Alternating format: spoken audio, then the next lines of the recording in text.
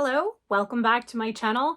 Today I'm doing something a little bit random. Well, let's be honest, I think all my videos are kind of random. I just see something and go with it. That's just my mentality and personality. But anyway, I am documenting something really fun, hence this video. About a month or so ago, it is now middle of October 2024, a friend of mine reached out and said, are you interested in making a Shiz University costume from the film Wicked, from the upcoming film, I should say, as it hasn't dropped yet? Obviously, since the movie hasn't come out yet, there aren't that many references. We really just have the trailer with a couple of scenes of the students kind of dancing. I think it's between the first duet with Elphaba and Galinda. But anyway, so there's not many references, but the good news is that this friend was very open to your interpretation of a student at Shiz. Obviously, we want to stay in the same color family. We want to have similar designs, but it doesn't have to be an exact replica, which is amazing because when you look at that skirt fabric, that is a custom printed fabric. Although knowing me, I might try and replicate it with like acrylic paint or something, but I'm getting ahead of myself. Anyway, I only have a little bit of time and also money with which to make this costume. So I'll be documenting both how much it's costing me, what patterns I'm using, and how I'm putting it all together. But I think this is a really fun opportunity to create like my own original character within the world of Wicked. I know we'd all love to be Elphaba and Galinda, but we can't all be the stars, and I'm okay being background, especially with these amazing uniforms and the phenomenal costume design. So let's go ahead and get started on my own personal Shiz University character. First step is basically the research. I scoured the internet and looked for a ton of photos and references, and honestly, there weren't many, but I was able to see that majority of the time the bottoms were a dark gray. The students wear skirts, pants, or skirts over pants, kind of similar to what was done in the Hunger Games, the Ballad of Songbirds and Snakes kind of feel. And then coupled with that, they wear gray socks with stripes, as well as Mary Jane heels for the girls and gray loafers for the guys. So I decided to go with a pleated gray skirt. And if you look at the blazers, especially in this photo, you can see some of them are cropped, some of them are full length, some of them have a back vent. Like there's a lot of variety, especially in this photo up here. The collars are different, some of them are double-breasted. Like there's a lot of variety, which I really enjoyed. So after kind of studying this, I came up with a plan that I would make a blazer, a vest, and then that weird little gray cropped shoulder thing. Let me see if I can find one. No, of course, the one thing I'm talking about clearly isn't shown in this photo, but this is also a good reference shot from the trailer that I was able to grab that showed some of the different backpacks. Oh, wait a minute. I see part of that little vest thing, bandelier or whatever it's called. It's this. And in fact, in this photo, you can also see some of the students are wearing shorts. And here's a good shot of some of the shirts and the shoes.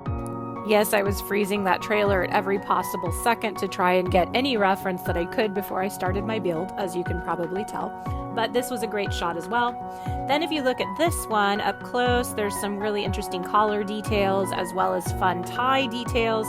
And the one thing I did notice was that all the students have an embroidered Shiz University patch, which was going to be a hurdle for me. I do have an embroidery machine, but I've never actually used it, so this might be the time I actually take it out and learn. And once I saw this from the trailer, I really finalized it. It looks like there's a lot of different looks, but this is what I'm going for here, what you can see this guy wearing.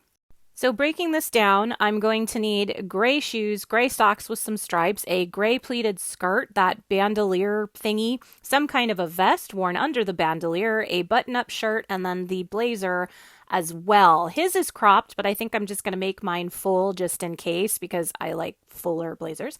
And then if you look at this, you can also see some more of the details, including the stripes and the gray, kind of light gray on the shoes.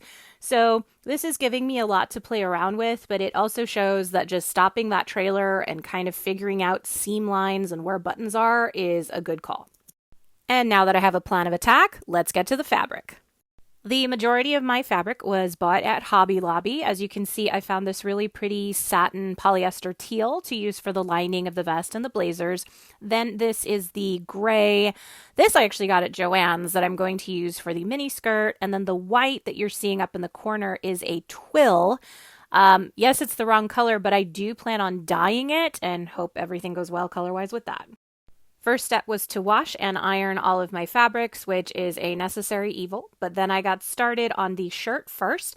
I'm using my favorite Mimi G pattern as a base. Yes, it's got some interesting collar detail, but I mean, you're not going to really see it with everything else on it. So I just made the basic shirt. It went together pretty quickly. I don't like buttonholes. It's wet there because I had markings with my pen and I had to erase them. But I went ahead and added the buttonholes and just regular gray buttons that I got at Joann's. And my shirt was pretty much done.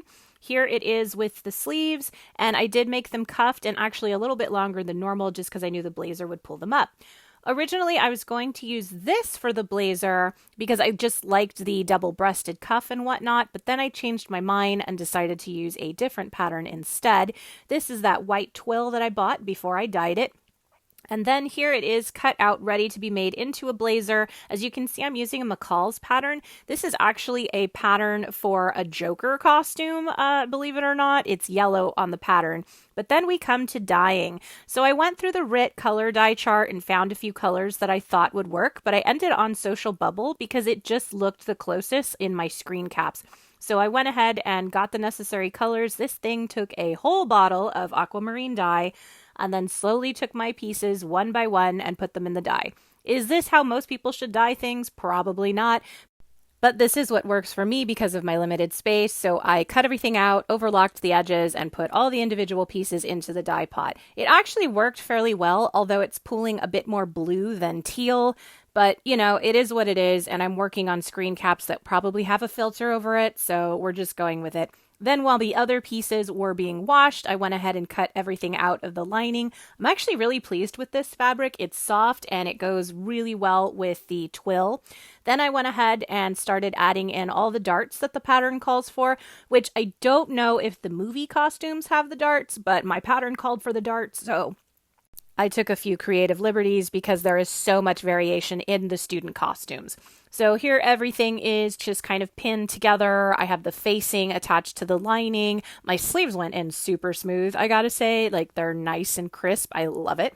And then I found this pin at Walmart. I think it was $6. And I was thinking of using that as opposed to the embroidered patch, but I still wasn't 100% because it was a lot smaller. It is a kid's size, so I was still thinking. But anyway, I then prepped all the collar pieces, ironed everything nice and smooth, and here is the mostly assembled blazer and the fabric that I got for the skirt. I didn't want to quite tackle pleats yet, so I decided to move on to the vest. I'm using this Butterick pattern as the base because it has the mostly accurate seam lines and I can just shorten it. These are the buttons I'm planning on using for that bandelier kind of thing and also for the blazer. I got those at Joann's. And then here is the, again, undyed twill fabric lined out on the lining, and I went ahead and cut everything out and then started piecing everything together. The vest and having the princess seams was the important part. I did have to go through a few try-ons to get the fit right. It is a men's pattern, so it doesn't have super fitted details on me, but it's fine. And then I went ahead and used the same Social Bubble RIT dye formula to get that color I needed, and there it is. Now it's time for the skirt. The skirt was relatively straightforward. I went ahead and cut my fabric in half, and I think I had 5 yards maybe, but it had to be pleated to fit my waist, and then I just, took my time pleating it. I think I made 1-inch pleats the entire way around. That took a while. And then I stitched them into place and added a waistband, and my skirt was pretty much done. This was probably the easiest part. I did decide to try and dye it a darker gray, and I'm using these, I forget what the exact formula was to do it, but I don't think my water was boiling enough for the polyester because the color didn't really take. Please ignore all the background sounds. This is me in the middle of making my Shiz costume. I thought I'd just pop in for a quick update. So a lot of things are almost done, but nothing is fully done. For example, I made the shirt, I loved the shirt, and then I realized, oh, my right sleeve is backwards. So I have to fix that. Other than that, it's done. Then I made the vest. The vest is done with the exception of the hem, and I don't want to hem it until I have the skirt and the blazer put together with the outer bandelier vest thing that goes over the blue vest. So I can't hem any of that and add a buttonhole until I make the bandolier portion of the vest. And then I can't hem my blazer because I don't know where the inner two vest pieces are going to end. And so lengthwise, it's a wait until the one last piece is finished kind of thing. Oh, and hi, somewhat gray hands, because I had to dye my skirt fabric because it was too light of a gray and it needed to be darker. So the skirt is mostly made and dyed, and it's washing right now in the machine.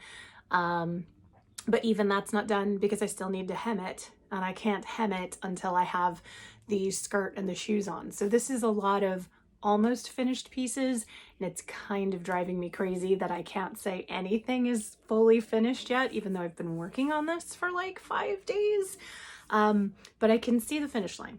I can see the finish line. So if you stayed with me this long, don't worry, we're getting there.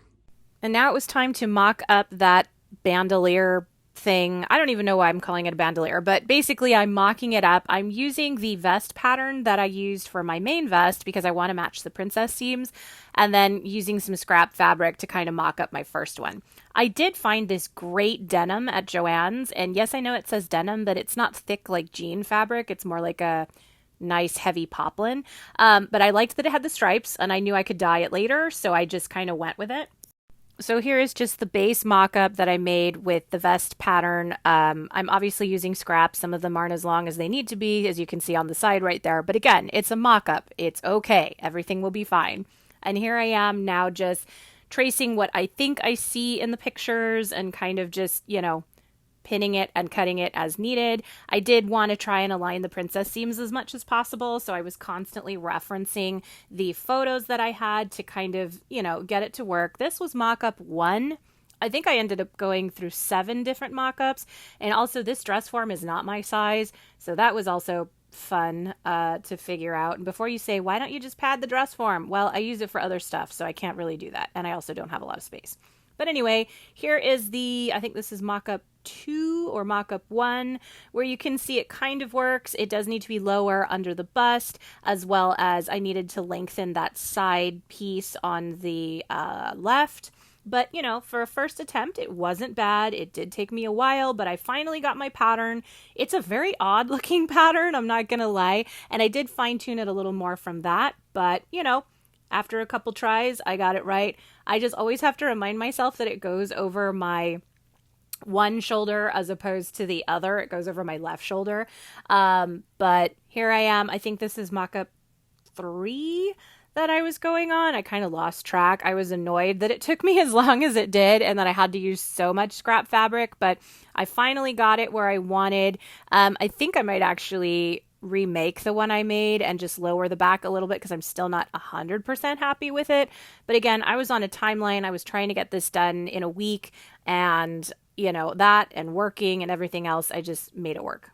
I think with seam allowance, this ended up being my final mock-up. Then I had to go and get more thread and more dye because I was dyeing the fabric that I got at Joann's a more dark gray. This is actually green, or at least that's what it says on the paper, but I went ahead and dyed it and made it gray, and you can see the difference right there. There it looks more green, and I made it gray.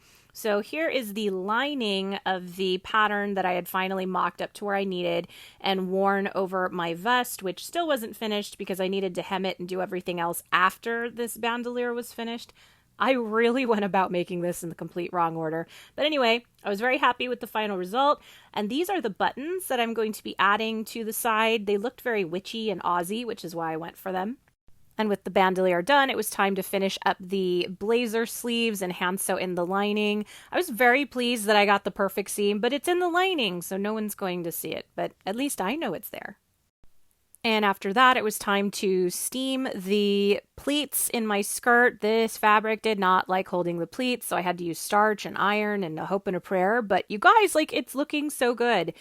Then, as I mentioned earlier, I had sewn the sleeve in backwards, so I had to go and take it out and redo it and do the cuff again. It was just a nightmare. And now to the part I was dreading, making that embroidered Shiz University patch. I've never used this machine. I've had it 2 years, never used it. Now it was time. I found this embroidery file on Etsy. I think it was $4. and I decided to give it a go. This was my first time, so I did make a trial patch just to see what the size was and how everything aligned, but it ended up coming out really nice. And I have to admit, now that I've made one, I'm kind of obsessed with my embroidery machine, and I've made a ton of things with it since. I actually kind of want to get a bigger one, but don't have the money for it. But anyway, here it is, just kind of starting out the pattern. And I used this gold embroidery thread from Coats and Clarks that I got at Joann's. And here you can see it's just kind of going through the motions, getting out the outer edges. But the file worked amazing. When my test was done, I then went ahead and put it on my actual fabric, and you guys, it's so pretty. I ended up making the patch in iron-on just because ease of applying and I wouldn't have to sew through my lining.